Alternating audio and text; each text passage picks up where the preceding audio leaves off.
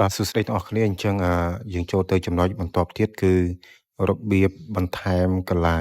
ឬក៏យើងហៅថា insert បាទអញ្ចឹងឧទាហរណ៍ទាំងអស់គ្នាមានតារាង2ជួរដេកហើយ3ជួរឈរដូចនេះហើយបើសិនជាទាំងអស់គ្នាចង់បន្ថែមកន្លាបាទយើងអាចចុចទៅលើសញ្ញាបូកណាសញ្ញាបូកនៅជួរឈរណាមួយក៏បានដែរបាទបន្ទាត់ជួរឈរណាមួយក៏បានដែរចុចសញ្ញាបូកនោះយើងនឹងបន្ថែមបានហើយជួរឈរមួយទៀតបាទអញ្ចឹងយើងសរុបទាំងអស់មានជួរឈរ4ណា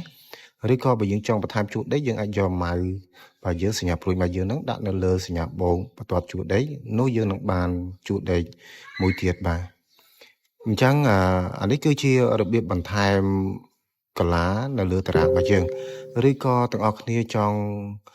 បន្ថែមតាមរបៀបមួយទៀតគឺយើងចុច layout ហើយយើងចុចលើពាក្យថា about បន្ថែមទៅលើ below បន្ថែមក្រោម left ឆ្វេង right ស្ដាំអញ្ចឹងបើយើងចង់បន្ថែមមកខាងស្ដាំគឺយើងចុចលើ insert left នោះយើងនឹងបាន4ជួរឈរបាទឬក៏ insert left គឺបន្ថែមមកឆ្វេងបាទ insert right បន្ថែមស្ដាំ insert left បន្ថែមឆ្វេងហើយបើចង់បន្ថែមវាមកក្រោមគឺយើងយក insert about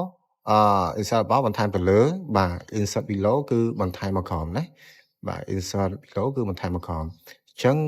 របៀបបន្ថែមកន្លាគឺមានប៉ុណ្ណឹងបាទអញ្ចឹង